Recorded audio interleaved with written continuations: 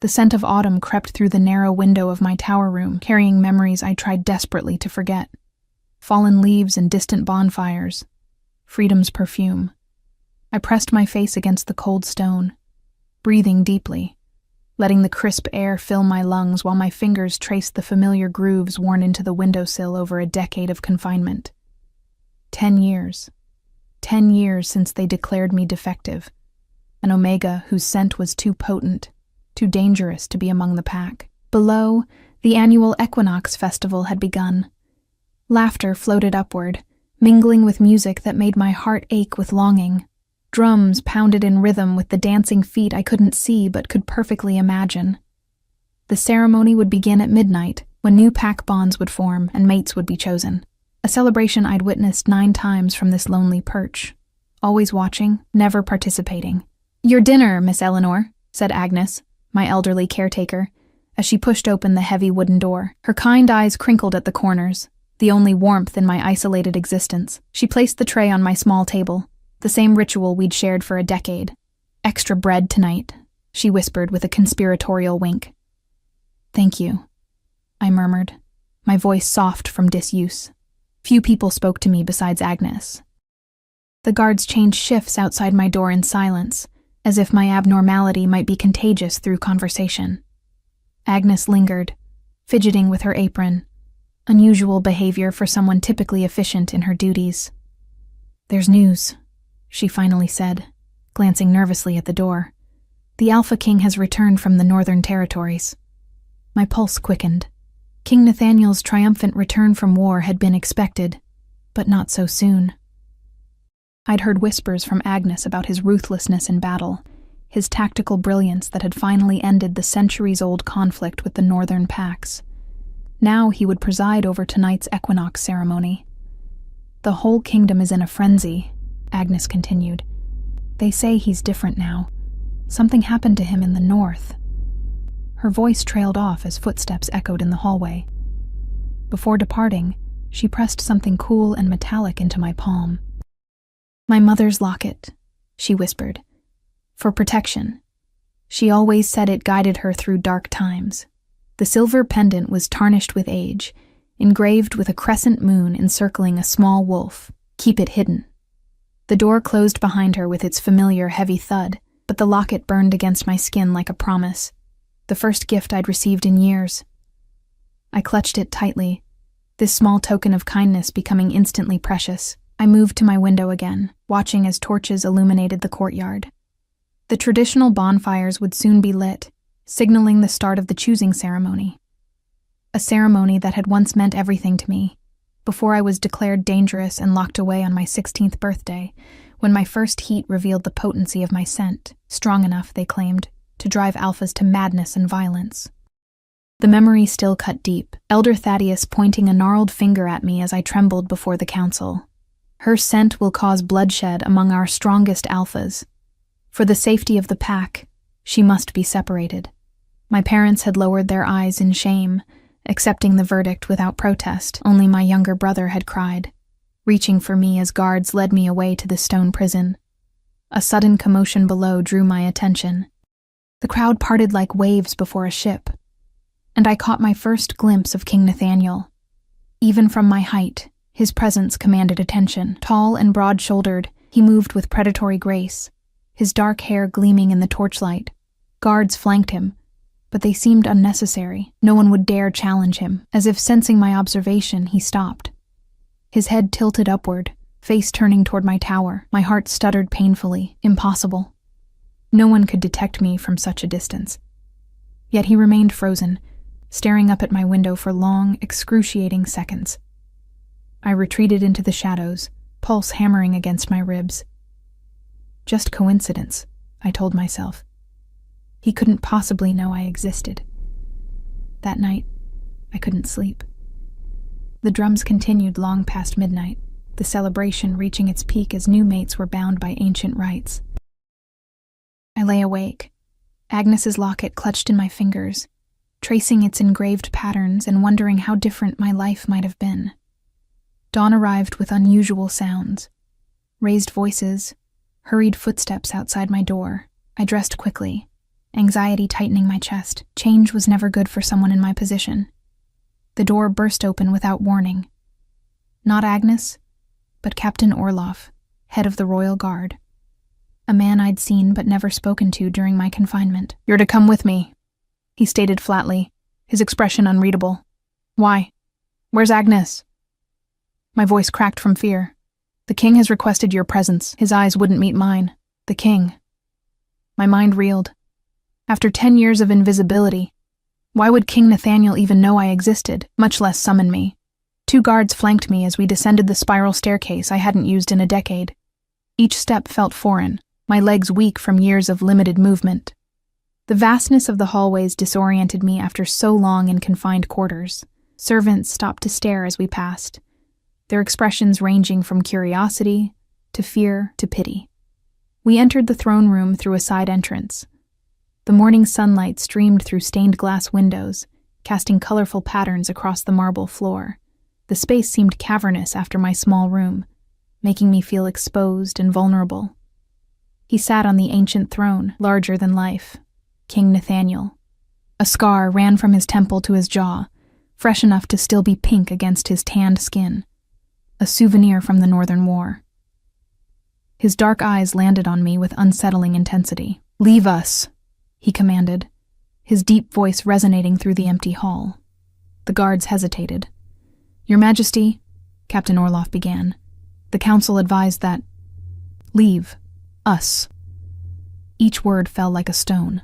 They withdrew reluctantly, and suddenly I stood alone before the most powerful alpha in the kingdom, painfully aware of my simple dress and tangled hair. I kept my eyes downcast, remembering the protocols I'd been taught as a child. An Omega never meets an alpha's gaze directly. Footsteps echoed as he descended from the dais. I remained frozen, heart threatening to burst from my chest. He circled me slowly, his scent enveloping me, pine forests after rain, wood smoke, and something uniquely his own, an alpha's scent, powerful enough to make my knees weaken. "Look at me," he commanded. I hesitated, years of conditioning warring with his direct order. I said, "Look at me, Eleanor." The use of my name startled me enough that I raised my eyes to his. The intensity of his gaze stole my breath. This close, I could see flecks of amber in his dark irises, the shadow of beard along his jaw, the slight asymmetry of his features that somehow made him more striking rather than less. 10 years, he said, his voice quieter now. "They've kept you hidden for 10 years. Confusion must have shown on my face because his expression hardened. "You don't understand yet, do you?" He reached toward me, and I flinched involuntarily. He paused, then more carefully extended his hand to lift a strand of my pale hair. "Your scent called to me from the battlefield. 300 miles away, and still I could sense you." My mind struggled to comprehend his words. It wasn't possible. "The elders lied," he continued, dropping his hand. "They didn't lock you away to protect the pack from chaos. They hid you because they feared what you are." What am I?" My voice emerged as barely a whisper. His eyes burned into mine. "The true Luna, my mate." The world tilted beneath me. I stumbled backward, and his hand shot out to steady me, his touch sending electric currents through my arm. "That's not possible," I whispered. "I'm defective. Dangerous." A low growl rumbled in his chest. "You are neither of those things. You are rare. A true Omega. The firstborn in generations." His jaw tightened, and the council knew exactly what that meant. Before I could respond, the doors of the throne room crashed open. Elder Thaddeus entered, flanked by council members and guards. His ancient face contorted with fury when he saw the king's hand still gripping my arm. "Your Majesty," he said, his voice dripping with false deference, "I see you've discovered our burden. Rest assured, we've kept her contained for the safety of all. Her unusual condition—" Silence. King Nathaniel's command cut through the room like a blade. "You've lied to me, to my father before me, and to the entire kingdom." Elder Thaddeus paled. "My king, you're not thinking clearly. Her scent is affecting your judgment, just as we feared." "Her scent," Nathaniel interrupted. is calling to me because she is my true mate, as you well knew she would be to the rightful king. That is why you hid her away before I returned from my training 10 years ago. Before I could find her. Whispers erupted among the council members.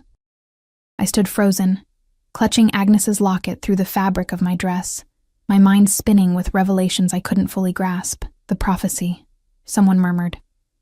Impossible, hissed another. Nathaniel's hand moved to the small of my back, the heat of his palm searing through my thin dress.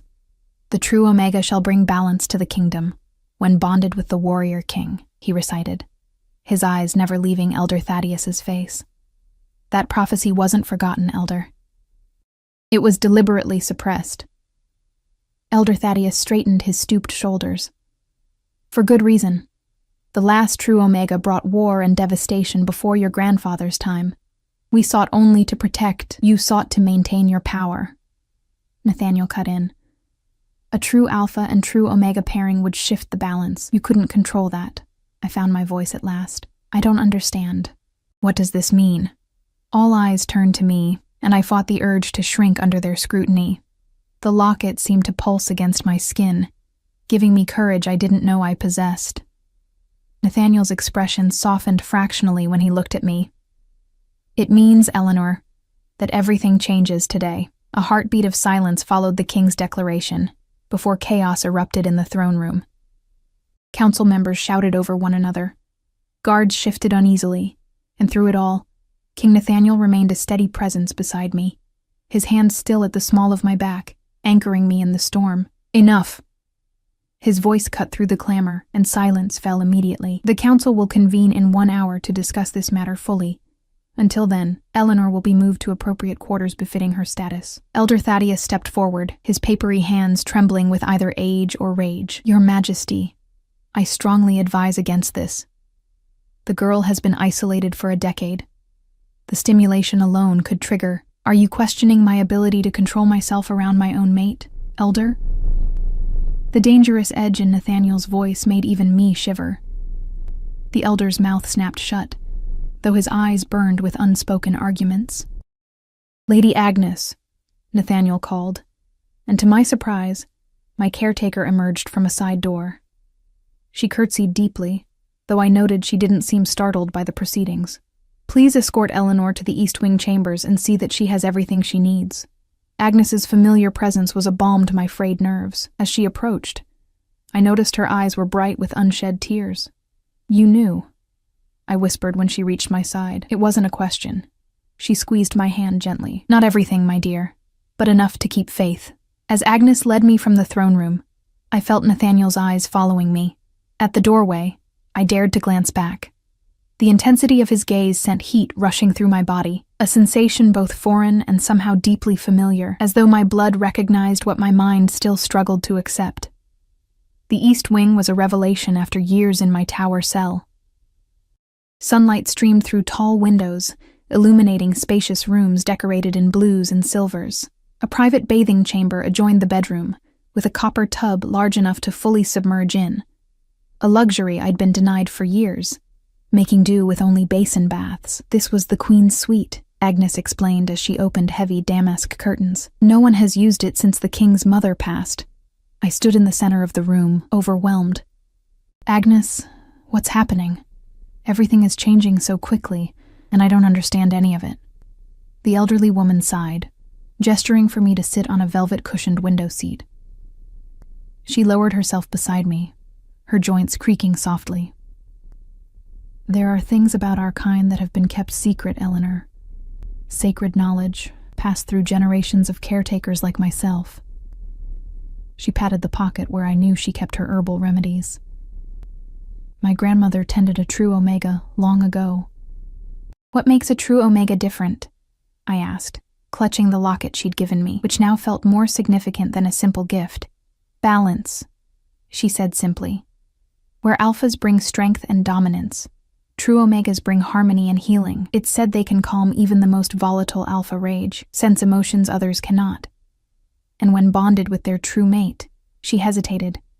The pair becomes something greater than either alone. And the council feared this? Power rarely welcomes change, my dear. Agnes's weathered face creased with old anger.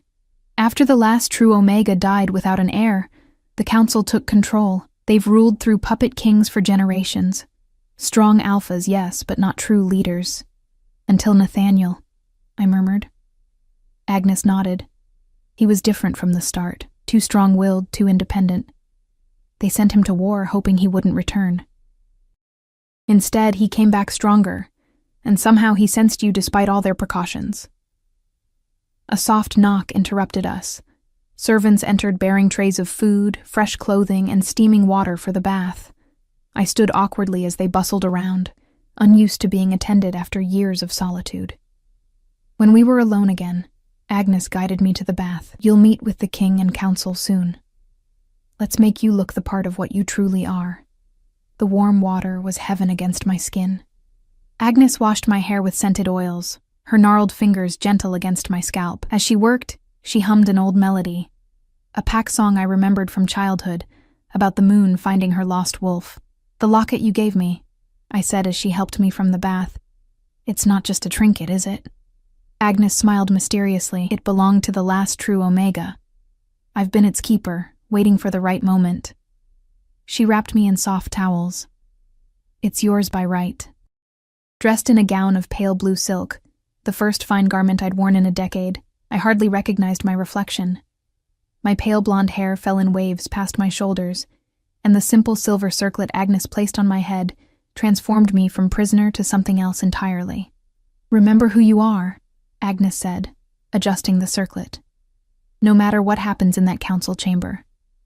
The problem was, I no longer knew who I was. The defective Omega, the king's supposed true mate, a figure of prophecy. All seemed equally impossible for the girl who had spent a third of her life staring at stone walls.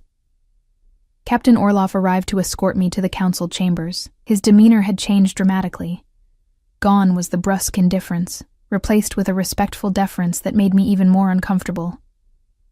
You look well, my lady, he said with a formal bow. I'm not a lady, I replied automatically. A hint of a smile touched his stern face. We shall see what the council decides.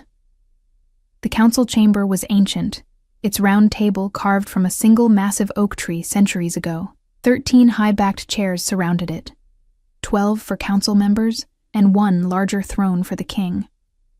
When I entered, all conversation ceased, and 13 pairs of eyes turned to assess me. King Nathaniel rose immediately.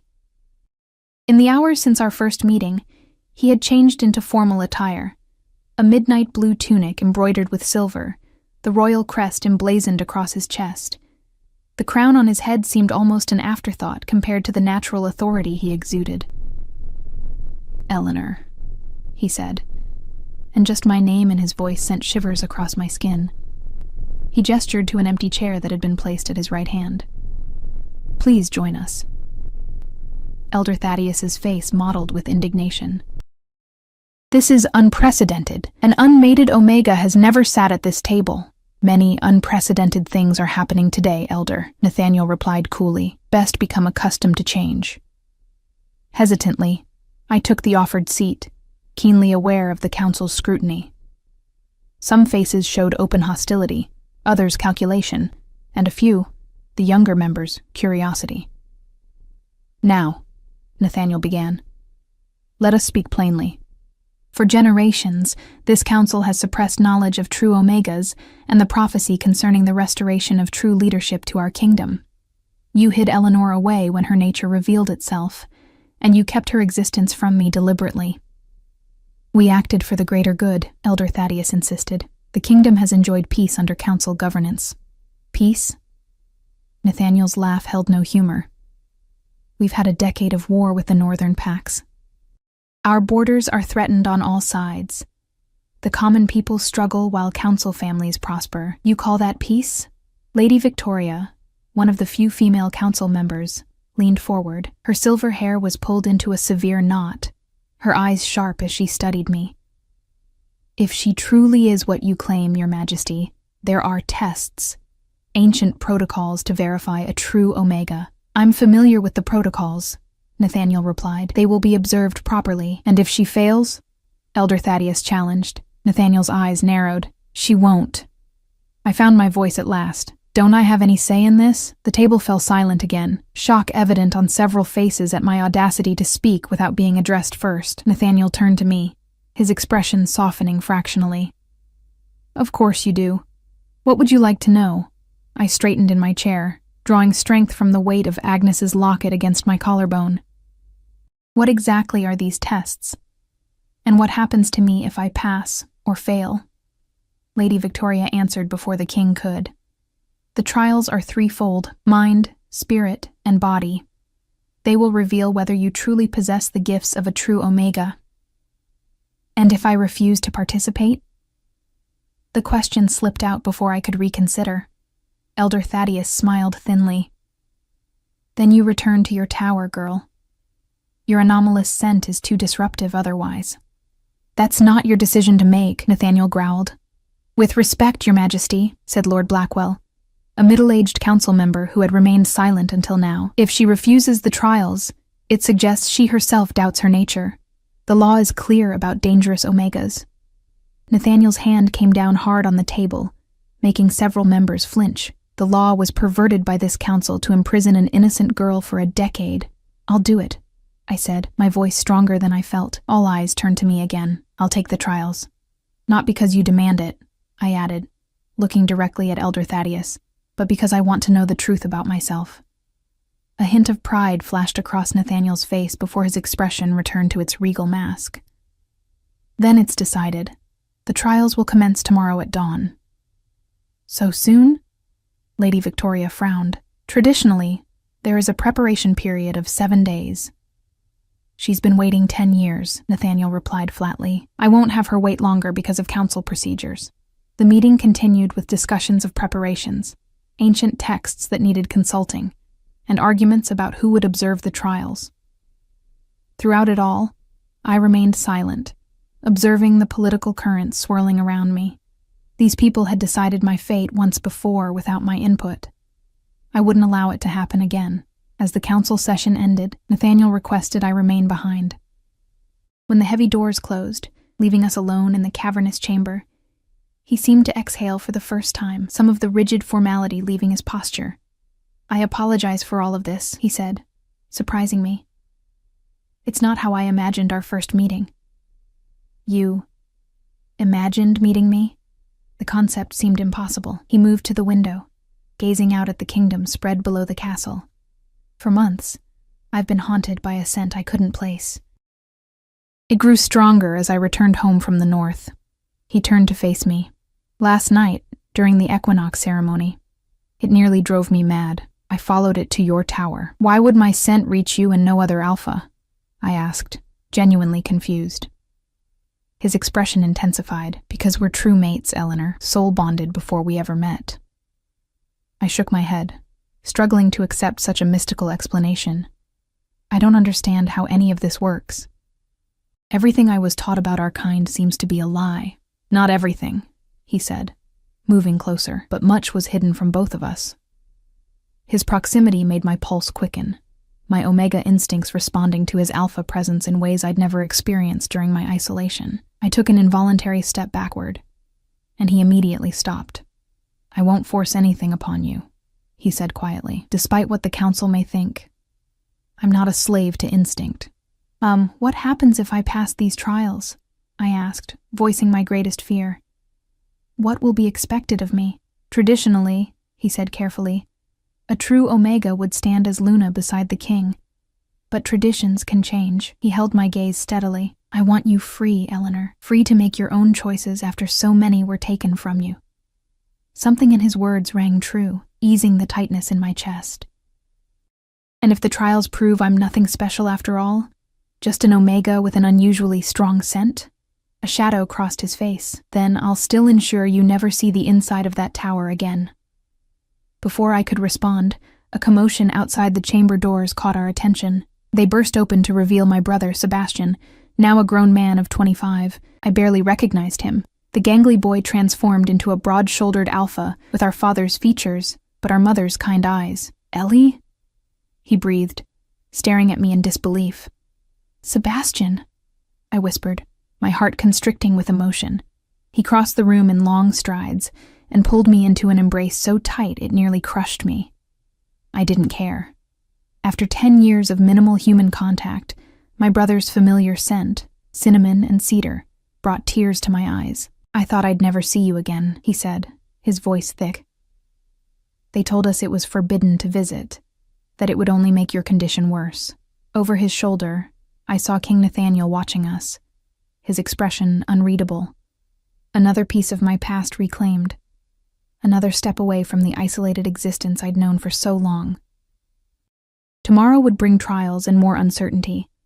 But for this moment, held in my brother's arms with the king's promise of freedom regardless of the outcome, I allowed myself to feel something I'd almost forgotten: hope. Dawn arrived with soft golden light filtering through unfamiliar curtains. For a moment upon waking, I forgot where I was, reaching instinctively for the familiar rough stones of my tower wall. Instead, my fingers met silken sheets, and the previous day's events crashed over me in a disorienting wave. My reunion with Sebastian had been cut short by preparations for the trials. He'd been reluctant to leave, promising to return, his eyes still disbelieving as he studied my face. "You look the same," he'd said wonderingly, "as if time stopped for you in that tower." I hadn't had the heart to tell him that in many ways, it had. A soft knock at the door preceded Agnes's entrance. She carried a simple breakfast tray and a bundle of white fabric. "The ceremonial attire," she explained, setting down the tray and unfolding what appeared to be a dress of undyed linen, unadorned except for silver embroidery at the neckline and hem, ancient symbols I didn't recognize. Traditionally worn by Omega initiates. I picked at the food, my stomach too knotted with anxiety to appreciate the fresh bread and fruit, luxuries compared to my tower meals. "Agnes, what exactly will happen today?" She sat beside me on the bed, her weathered hands smoothing the ceremonial dress. "The first trial tests the mind, your ability to sense and interpret emotions, to see truth beneath deception. The second challenges your spirit, your resilience and inner strength. The third..." She hesitated. "The third concerns the physical bond between true mates." My cheeks warmed. "You mean..." "Not what you're thinking." Agnes chuckled softly. "That comes only after a formal mating ceremony. This trial tests the spiritual and chemical compatibility, whether you and the king truly share the soul bond of legends. And if we don't?" Her expression grew serious. "Then either the king is not a true alpha, or you are not a true omega. Both possibilities would challenge the prophecy the council fears." After bathing in water scented with ritual herbs, I donned the white dress. It fit perfectly, flowing to my ankles with an elegant simplicity. Agnes wound my pale hair into a crown of braids, weaving in small white flowers. "Moon blossoms," she explained. "They bloom only at night, but retain their scent through dawn. They amplify an omega's natural abilities." Last, she placed the silver locket around my neck. "Keep this with you through all 3 trials," she instructed. "It's more than decoration." Captain Orloff arrived to escort me, his manner formal but kind. "The entire castle is buzzing with rumors," he said.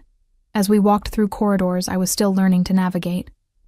"Many of the younger pack members are quite excited at the prospect of a true Omega's return. And the elders?" His mouth tightened. "Change is rarely welcomed by those who benefit from things remaining as they are." We descended stone steps into a part of the castle I hadn't yet seen. The air grew cooler, tinged with the scent of earth and ancient stone.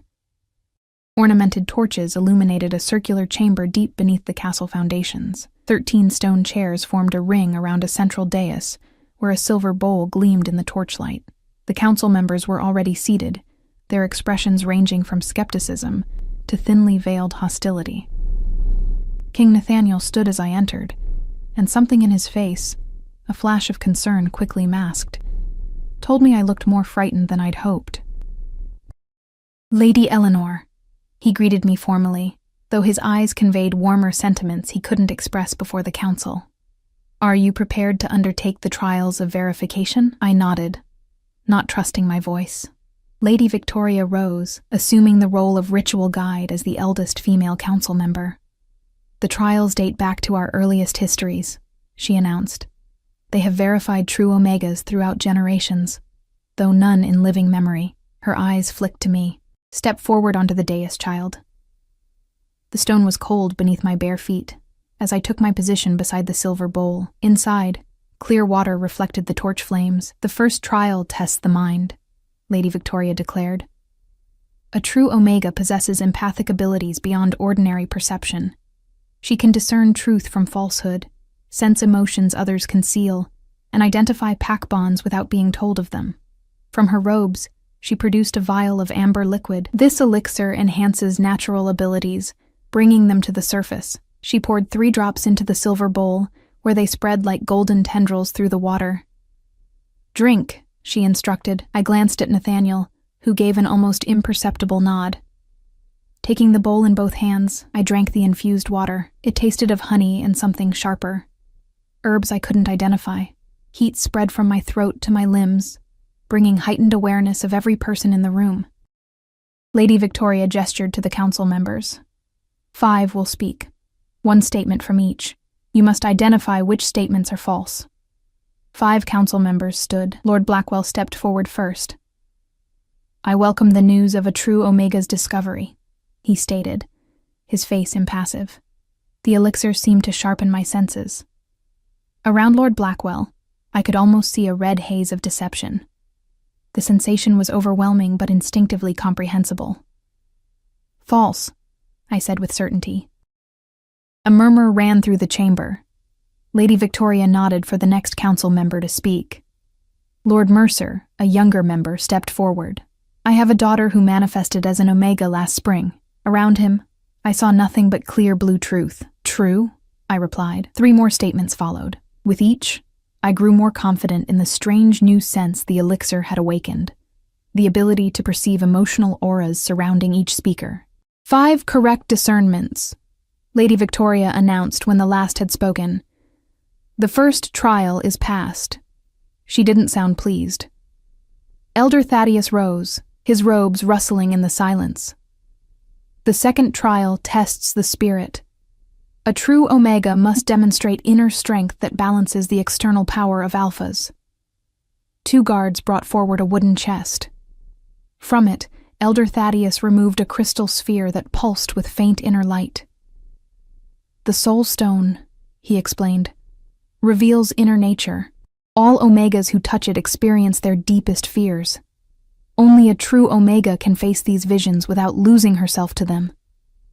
Fear clutched at my throat. 10 years of isolation had given me ample time to develop fears. Of abandonment, of never being free, of dying alone in that tower. "Take the stone in both hands," Thaddeus instructed, "and do not release it until the vision ends, no matter what you experience." The stone was heavier than it appeared, warm against my palms. The moment I gripped it fully, the chamber around me dissolved. I stood in my tower room again, but something was wrong. The door had vanished, replaced by solid stone. The window had shrunk to a mere slit, allowing only the thinnest stream of light. Panic clawed at my chest as the walls seemed to inch closer. "No one is coming for you," whispered a voice from the shadows. "You've been forgotten." The locket burned against my skin, a counterpoint to the growing cold of the vision. I clutched it with one hand, keeping the other firmly on the stone. "This isn't real," I said aloud, my voice echoing strangely. "This is the trial." The scene shifted. I stood in a great hall filled with pack members, all turning away as I approached. At the far end, Nathaniel sat on his throne with another woman at his side, beautiful, confident, everything I was not. "He never wanted you," the shadow voice taunted. "Who could want someone broken by years of isolation? You're damaged beyond repair." The locket pulsed warmer. I gripped it, focusing on its solid reality against the illusion surrounding me. "I am not defined by my past," I declared, stronger now. "I am not broken." The scene dissolved again, reforming into my worst fear. I stood before the council again as a 16-year-old girl. But this time, they decreed not isolation, but death. "Too dangerous to live," Elder Thaddeus pronounced, and guards advanced with silver blades. My parents watched impassively. Sebastian turned away. Nathaniel was nowhere to be seen. The shadow voice laughed. "This is your true fate. You were never meant to survive." The locket's heat intensified, almost burning my skin. A memory surfaced. Agnes's words. It guided her through dark times. Understanding dawned. The locket wasn't merely jewelry, but an anchor to reality, a talisman against the stone's illusions. I held it tightly and faced the advancing guards. I reject this vision. My life has purpose beyond your fears. The illusory world shattered like glass, and I found myself back in the chamber, gasping for breath. The crystal sphere still clutched in my hands. It had gone dark, its inner light extinguished. She has overcome the visions, Lady Victoria announced, sounding genuinely surprised. I looked up to find Nathaniel watching me with unmistakable pride, his hands gripped tightly on his chair arms, as if he had physically restrained himself from interfering. The second trial is past, Elder Thaddeus conceded reluctantly. We proceed to the third and final test. Lady Victoria approached with a ceremonial knife of polished silver. The trial of physical compatibility will determine if you are truly soul-bonded to our king. Nathaniel rose, removing his formal jacket to reveal a simple white shirt beneath, a male counterpart to my ceremonial dress. He joined me on the dais, his presence both comforting and overwhelming. Up close, his scent enveloped me, stronger now, as if the trials had heightened my perception of him as well. The blood ritual, Lady Victoria explained, reveals whether two wolves share the rare soul bond. If they do, their blood mingles without separation. If not, it remains distinct. She took Nathaniel's palm first, drawing the blade across it in a swift, shallow cut. He didn't flinch. Then she took my hand, her grip surprisingly gentle as she made an identical cut across my palm. Join hands, she instructed. Nathaniel's fingers interlaced with mine, his blood hot against the cut on my palm. Our eyes met as our hands pressed together, and a jolt of energy surged between us. Sharp, electric, undeniable. By the moon, someone gasped. I followed their shocked gazes to our joined hands, where a soft, golden light emanated from between our fingers.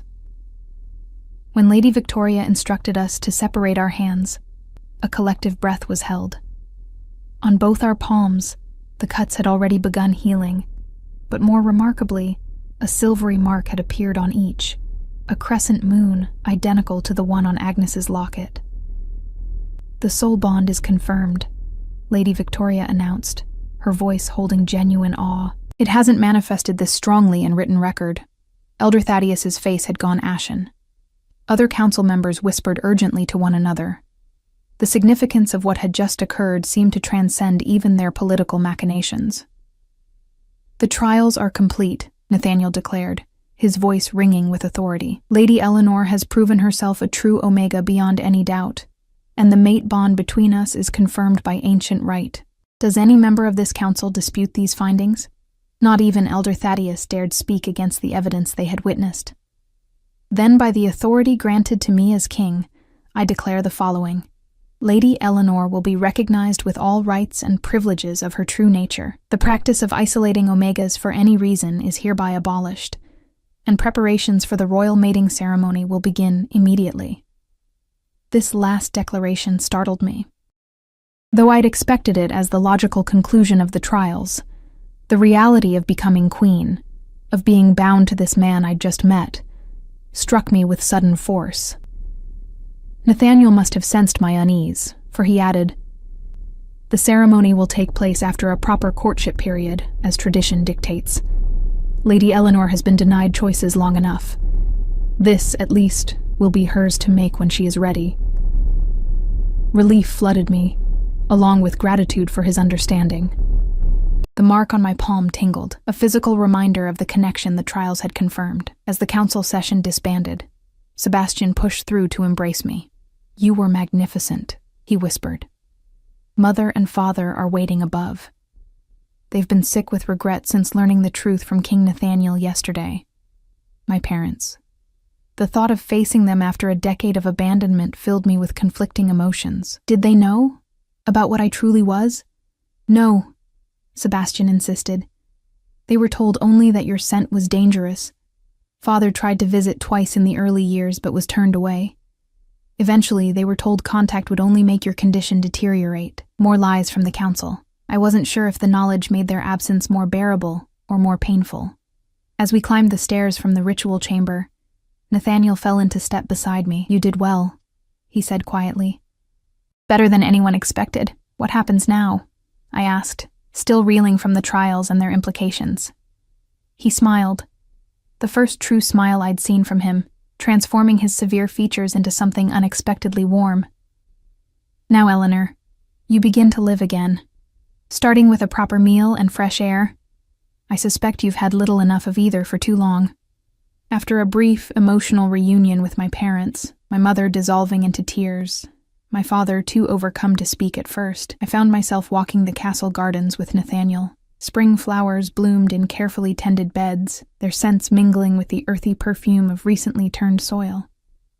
"I've been dreaming of you," Nathaniel admitted as we paused beside a reflecting pool, even before I understood what the dreams meant.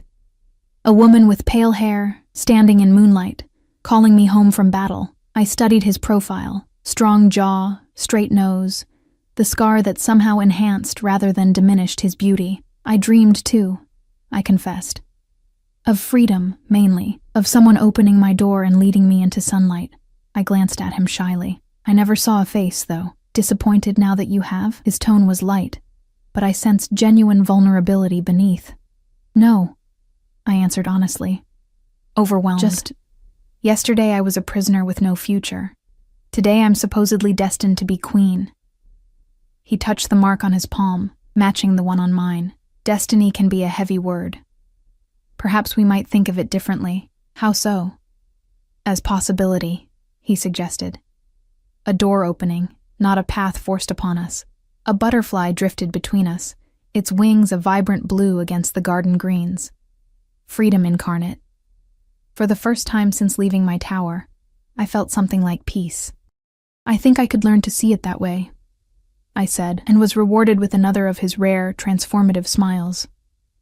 1 week passed like a dream after years of monotony. Each day brought new discoveries as I reacquainted myself with the castle and its inhabitants. Servants who had once feared me now smiled and bowed as I passed. Guards who wouldn't meet my eyes now stood at attention, offering respectful greetings. The difference was dizzying. My parents had taken rooms in the castle's guest wing, eager to rebuild our relationship after years of separation. The conversations were often awkward, filled with their guilt and my uncertainty. But each meeting grew easier than the last. My father, once a proud alpha who bowed to the council's decree regarding his own daughter, now seemed diminished by shame. "We believed them," he repeated during one painful discussion, his hands trembling around a teacup. "When they said your condition would worsen with contact, that you might even harm yourself if reminded of what you'd lost, we thought isolation was merciful." My mother, an Omega like myself, though not of the rare true bloodline, could barely speak of those years without tears. "I brought flowers to the tower base every full moon," she confessed. "I didn't know if anyone told you they were there, but I needed to do something." Agnes confirmed later that she had indeed gathered those monthly bouquets and brought them to my room, though she'd never revealed their source, fearing it would only deepen my sense of abandonment. Sebastian proved my greatest comfort. Having grown from the child I remembered into a confident young alpha, he now served as one of King Nathaniel's trusted lieutenants, a position he'd earned through loyalty during the Northern campaign. "Nathaniel recognized something in me that others didn't," he explained as we walked the battlements one evening, watching the sunset paint the kingdom in gold and crimson, much as he recognized what you truly were, even from a distance. "You call him by his given name," I noted, surprised by the familiarity. Sebastian smiled. "To his men who fought beside him, he's Nathaniel. Only in formal settings is he the king. He prefers it that way." "What is he like?"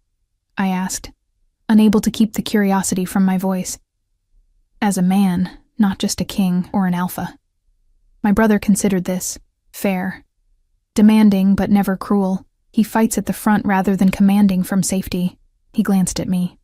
"And since returning from the north, he's been driven.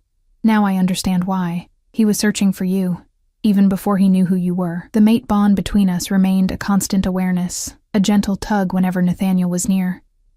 Despite the confirmation of our compatibility through the trials, he had kept his word about allowing me time. Our interactions remained formal in public, though his eyes often sought mine across rooms, conveying unspoken thoughts that made my pulse quicken. We had managed a few private conversations, walks in the garden, quiet moments in the library, where I discovered glimpses of the man behind the crown. He had a dry wit that surprised me, a deep knowledge of pack history that rivaled the elders, and when he spoke of his hopes for the kingdom, a passion that was impossible not to admire. On the 8th day after the trials, I woke to find a small wooden box outside my door with no note or explanation. Inside, nestled on velvet, lay a delicate silver bracelet set with moonstones. Not an official courting gift, which would have required formal presentation, but a personal token that made my heart flutter strangely.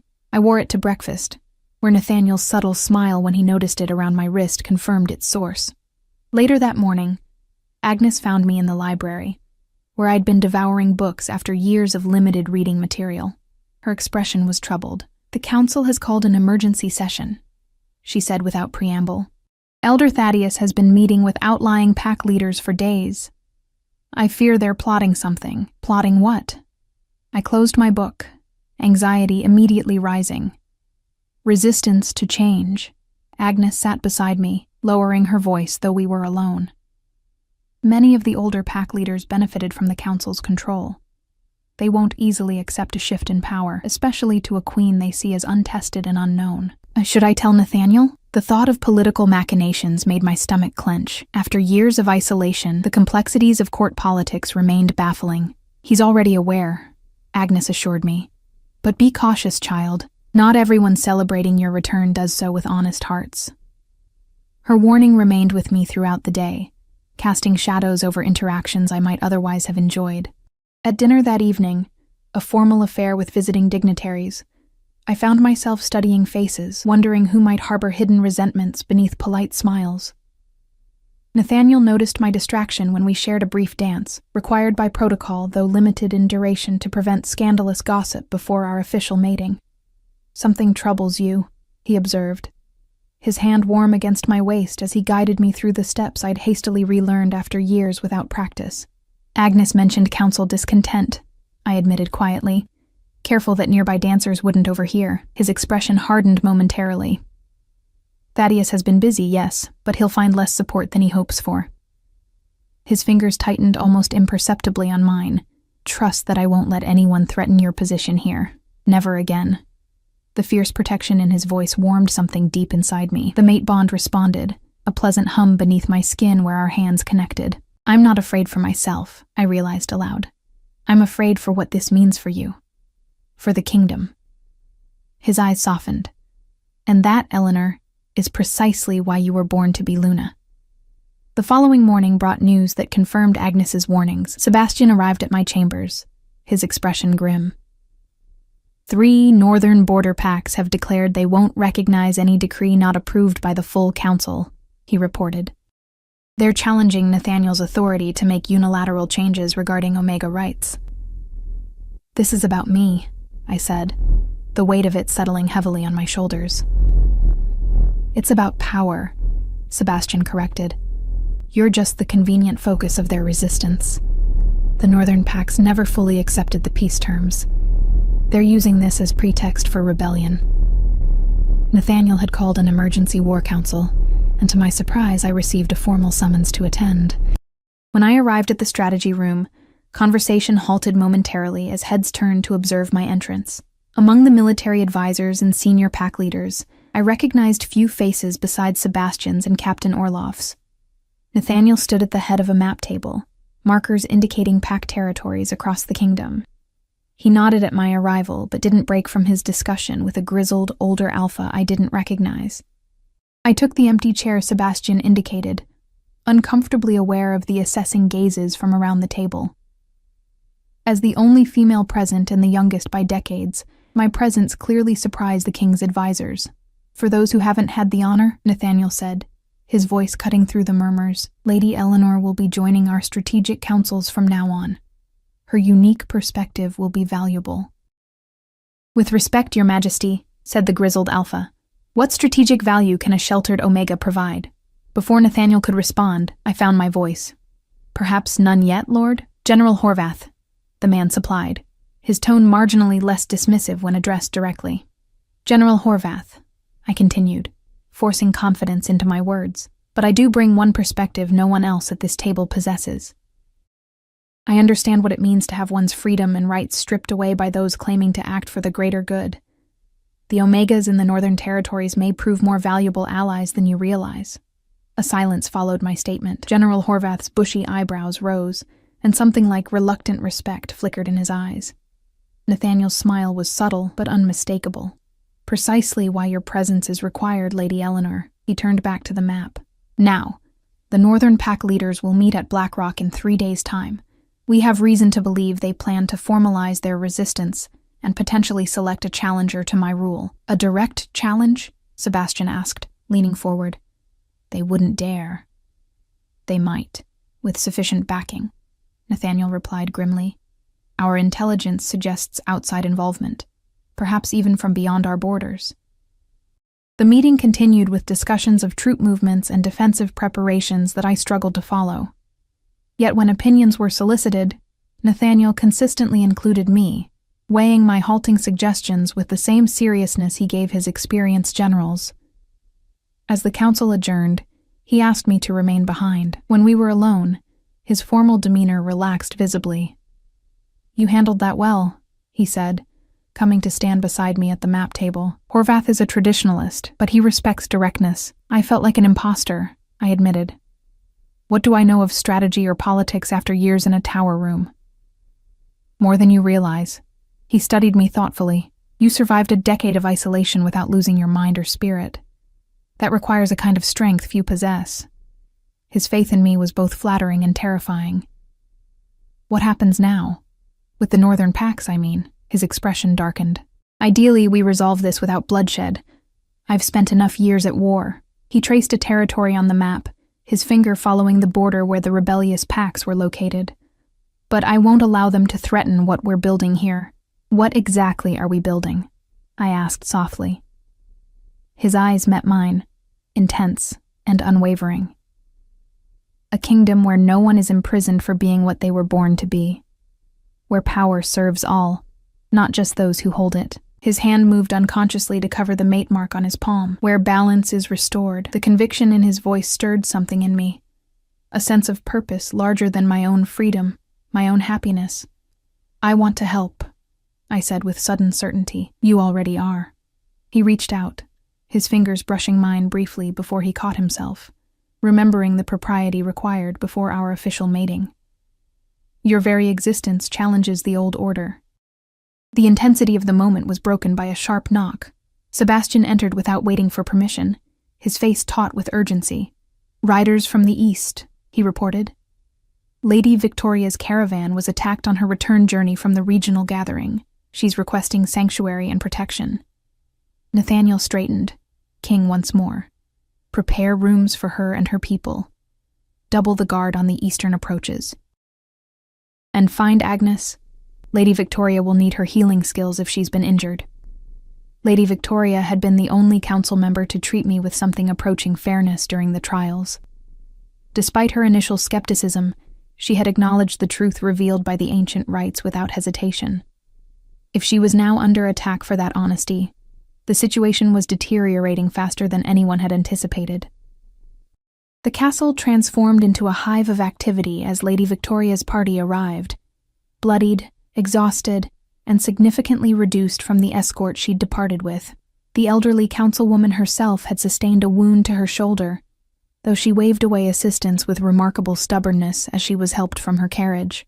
"Assassins," she reported grimly, when Nathaniel met her in the castle's inner courtyard. "Disguised as ordinary travelers. They knew our route too well for coincidence." "Thaddeus," Nathaniel growled, though he kept his voice low. Lady Victoria's sharp eyes found me standing behind the king. "They wanted information about you, girl. About the trials. When I refused." She gestured to her bloodied clothing. A chill ran through me. This was no longer political maneuvering but open violence, and my existence was the catalyst. As Agnes led Lady Victoria away for treatment, Nathaniel turned to Sebastian and Orloff. Increase castle security immediately. No one enters or leaves without my direct approval. The gravity of the situation struck me fully, only when Nathaniel assigned 2 personal guards to remain outside my chambers at all times. A precaution only, he assured me, though his tense expression belied the casual words. That night, sleep proved elusive. I paced my rooms, feeling once again like a prisoner, though for very different reasons. The irony wasn't lost on me, freed from one tower only to find myself confined to a more luxurious one. A soft tap at my balcony door startled me. Heart pounding, I approached cautiously, relaxing only when I recognized Nathaniel's silhouette through the glass. I opened the door to find him standing there, informal in a simple shirt and trousers, looking more like the warrior he'd been than the king he was. "Forgive the unconventional visit," he said quietly. "I needed to see you, and 20 sets of eyes monitor the hallways." "Is something wrong?" I asked, suddenly fearful of more bad news. "Everything." He sighed, running a hand through his hair in a rare gesture of frustration. "And nothing that won't keep until morning." His eyes met mine. "May I come in?" "Just to talk." I stepped aside to allow him entry, acutely aware that being alone with him in my chambers after nightfall broke every rule of the courtship period we were supposedly observing. Yet it felt right, necessary even, in a way that transcended protocol. I closed the balcony door behind him, suddenly conscious of my nightgown and wrapper. Though modest by any standard, they were still more intimate attire than he had seen me in before. Nathaniel kept a respectful distance, moving to stand by the fireplace where embers still glowed softly. "The situation is deteriorating faster than I anticipated," he said, staring into the dying fire. "Lady Victoria's attack was meant to send a message, and to gather information about you, about the nature of our bond." "Why would that matter to them so much?" I asked, wrapping my arms around myself. He looked up, his expression grave. "Because a true bonded pair, a true alpha and true omega, has capabilities that threaten their control, abilities that have passed into legend, but were once the foundation of our leadership." "What abilities?" I moved closer, drawn by the intensity in his voice. "Pack connection beyond normal bonds, enhanced healing, and according to the oldest texts, the ability to command absolute loyalty, not through dominance as ordinary alphas do, but through a deeper, instinctive recognition of natural authority." He shook his head. "The Council has worked for generations to breed these traits out of our bloodlines, to dilute what they couldn't control." The revelation sent shivers through me. "And now, they fear what will happen if we fully bond." "Yes." His eyes held mine. "The morning after our mating ceremony, their power begins to crumble. They know this. The implications settled heavily between us. So they'll try to prevent it, by any means necessary." He nodded grimly. "Which is why I've made a decision. It's not ideal, and you may refuse if you wish, but I believe it's our best option." "What decision?" Wariness crept into my voice. "We move the mating ceremony forward, to tomorrow night." My breath caught. Though the bond between us grew stronger daily, the formal courtship period was supposed to last at least a month.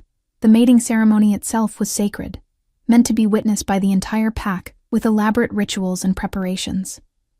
"That's very soon," I managed, my heart racing. "I know," he said softly. "And under any other circumstances, I would give you all the time you need. You deserve the full courtship, the celebration, everything tradition demands." His jaw tightened. "But I fear we don't have that luxury." I sank into a chair, processing his words. "You believe they'll act against us before then?" "I know they will. Our intelligence confirms Thaddeus has called for a formal challenge to my rule at the new moon, 3 days from now." His voice lowered. "They've found a puppet alpha from the northern territories willing to claim the throne through combat challenge." Horror washed through me. "You would have to fight?" "And win," he confirmed. "Which I would, but at the cost of more bloodshed and deeper division. If we complete the bond before then, their challenge becomes moot, Pack law recognizes a mated true pair as unassailable. The rational strategy was clear, yet the woman in me, the one who had dreamed of freedom and perhaps even love after years of isolation, felt the loss of what should have been. Nathaniel must have read my expression, for he knelt before my chair, careful still not to touch me without permission. "I'm sorry, Eleanor. This isn't how I wanted this for you. For us, if there were any other way." I studied his face in the firelight. The strong angles, the scar that spoke of battles fought, the eyes that had never lied to me. In the week since my liberation, I had come to respect him deeply. The attraction between us was undeniable, growing stronger with each meeting. But mating was permanent, sacred, meant to be entered with certainty. "If we do this," I said carefully, "I need to know something first. Anything." He replied without hesitation. "Is this only about political necessity and the prophecy, or is there something more between us?" The vulnerability in my question made me wince inwardly, but I needed to know. His expression softened. "Eleanor," he said, my name almost a caress on his lips. "I have waited for you my entire life without knowing who I was waiting for. When I first caught your scent on the battlefield, it nearly brought me to my knees, not because of prophecy or politics, but because something in me recognized its other half." He held out his palm, the mate mark silvery in the dim light. This only confirmed what I already knew. "And what was that?" I whispered. "That I was made to love you," he said simply. "That whatever forces shape our world brought me back from war to find you. That I would have torn down that tower stone by stone with my bare hands had I known you were inside." His words resonated through me, vibrating along the bond between us. There was no deception in them. I could feel the truth as surely as I had sensed the lies during the first trial. "Tomorrow, then," I said, making my decision. "But not in secret or in haste. If we must accelerate the ceremony, let it still honor what this means." Relief washed over his features. "Anything you wish. Agnes will help with the preparations." He rose, maintaining the distance propriety demanded for one more day. "Get some rest. Tomorrow will change everything." After he departed as he had come, silently over the balcony, I found that sleep still eluded me, not from fear now, but from a strange, bubbling anticipation that I scarcely recognized as happiness. Dawn arrived with a flurry of activity. Agnes entered bearing not breakfast, but a team of servants carrying bolts of fabric, flowers, and mysterious bundles. "We have much to do and little time," she announced, her efficiency belying her age as she directed the transformation of my chambers into a bridal preparation room. The traditional mating ceremony was adapted to our compressed timeline, but lost none of its solemnity. Word spread quickly through the castle, and despite the secrecy surrounding the reasons for haste, an atmosphere of celebration took hold. My parents arrived, my mother weeping joyful tears as she helped Agnes prepare the ritual bath scented with herbs and flower petals. My father presented me with a family heirloom, a silver circlet set with moonstones that had belonged to my grandmother. "She would have wanted you to have it," he said gruffly, emotion making his voice rough. "She always said you were special, even before—" He trailed off, old guilt surfacing. I took his hand, finding forgiveness easier now that my future stretched bright before me. "Thank you for being here today." Sebastian brought news throughout the day, of preparations in the Great Hall, of Nathaniel's calm determination, of Lady Victoria's surprising involvement in ensuring all proper rituals would be observed despite the accelerated timeline. "She's become your unexpected champion," my brother reported with a grin. "Told Elder Thaddeus to his face that he was on the wrong side of history." As twilight approached, I was dressed in the traditional mating gown, silver-white silk that flowed like water, embroidered with ancient symbols of fertility and strength. Agnes wove moon blossoms into my hair, now falling in loose waves down my back. "Something old," she said, touching the locket around my neck. "Something new," she continued, gesturing to the gown. "Something borrowed," she added, fastening a delicate silver chain around my ankle. "A fertility blessing from Lady Victoria herself. And something blue." This last was a small sapphire pin in the shape of a crescent moon, affixed to my bodice over my heart. When I looked in the mirror, a stranger gazed back, not the prisoner from the tower, nor even the uncertain girl who had faced the trials. A woman stood in my place, her eyes bright with purpose, her bearing regal despite her nervousness. "You look like your grandmother," my mother whispered. She was the last in our family to show the old blood traits, though no one recognized them for what they were at the time. At moonrise, Sebastian came to escort me to the great hall. The entire castle had been transformed in the space of a day, garlands of flowers and greenery draped across stone walls, hundreds of candles casting golden light, members of the court in their finest attire lining the path I would walk. He offered his arm, his eyes suspiciously bright. "Ready to become queen, little sister?" I took a steadying breath. Ready to become myself. The great hall fell silent as the doors opened. At the far end, Nathaniel waited on the dais, magnificent in formal attire of midnight blue and silver. Our eyes met across the distance, and the bond between us pulsed with recognition and longing. Each step down the center aisle felt like coming home after a long journey. The faces around me, some friendly, some wary, some openly hostile, mattered less than the man waiting at the end of my path. The politics that had necessitated this hasty ceremony faded before the rightness I felt with each step closer to him. Lady Victoria presided over the ancient ritual, her wounded arm in a sling, but her voice strong as she recited the words unchanged for 1,000 years. When Nathaniel took my hands in his, the mate marks on our palms aligned, sending a visible ripple of silver light between us that drew gasps from the assembled witnesses. "Bond of body," Lady Victoria intoned, binding our hands with a silver cord. "Bond of mind," she continued, anointing our foreheads with sacred oil. "Bond of spirit," she concluded, placing a chalice of ritual wine to our lips. When Nathaniel lowered his mouth to mine in the ceremonial kiss, the world around us seemed to fade. The bond between us flared to full life. No longer a gentle tug, but a completed circuit, energy flowing between us in a connection I felt to my very bones. We turned to face the court, as Lady Victoria proclaimed, "I present to you King Nathaniel and Queen Eleanor, true mates by ancient right, rulers of the United Pax." The cheers that erupted were deafening, drowning out the few dissenters.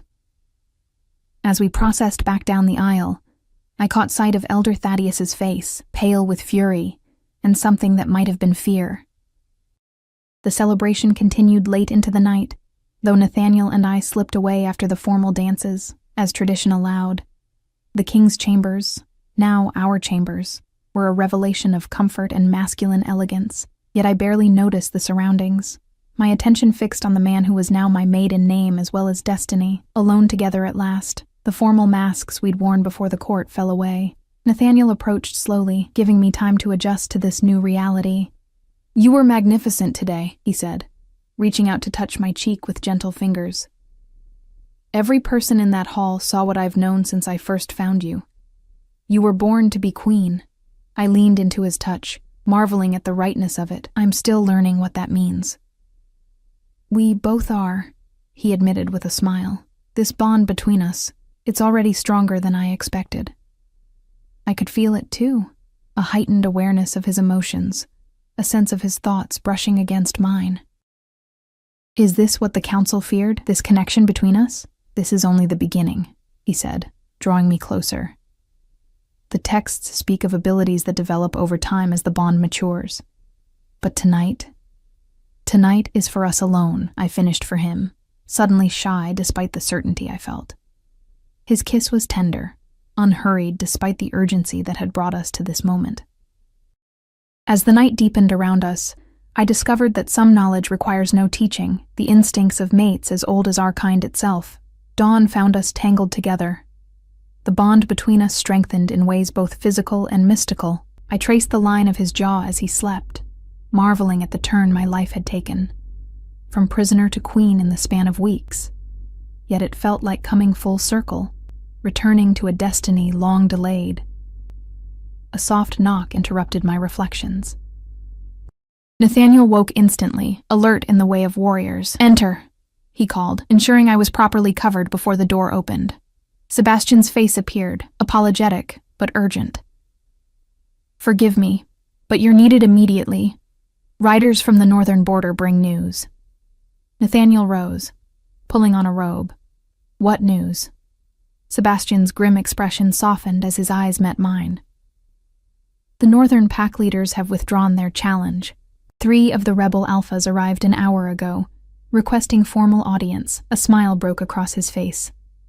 They're asking to pledge loyalty directly to the true pair. Thaddeus's plan had failed. The ancient recognition of true mates had overcome political machinations, just as the prophecy had foretold. Later that morning, I stood beside Nathaniel as the northern alphas knelt before us, their submission not to conquest, but to something deeper, a recognition of natural order restored. "The moon has found her wolf," the eldest among them said, echoing the children's song Agnes had hummed during my bath a lifetime ago. "And the pack shall follow where they lead." As spring progressed into summer, more changes came. The tower where I had been imprisoned was dismantled stone by stone on Nathaniel's orders, the materials repurposed for a new Omega sanctuary, a place of learning and healing rather than confinement.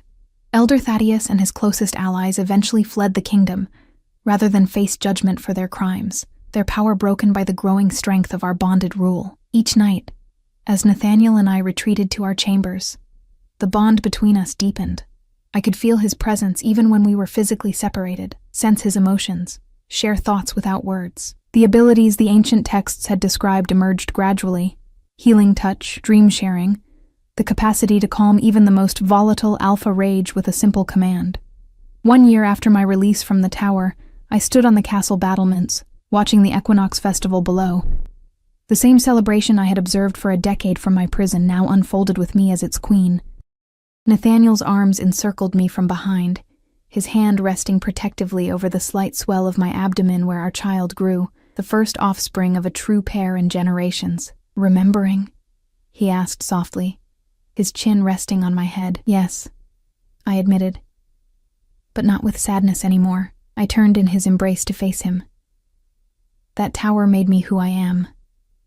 Without it, I might never have developed the strength needed for this life. "You always had that strength," he countered, pressing his lips to my forehead. The tower merely proved it. Below us, the festival reached its peak as couples participated in the choosing ceremony, now transformed to ensure true compatibility rather than political advantage.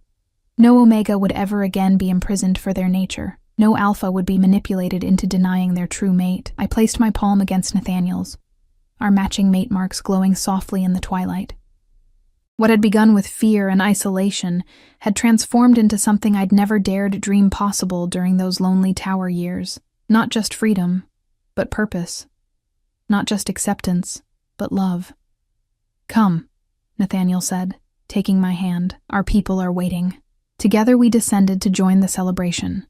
No longer the rejected Omega and the warrior king, but something new created from our union.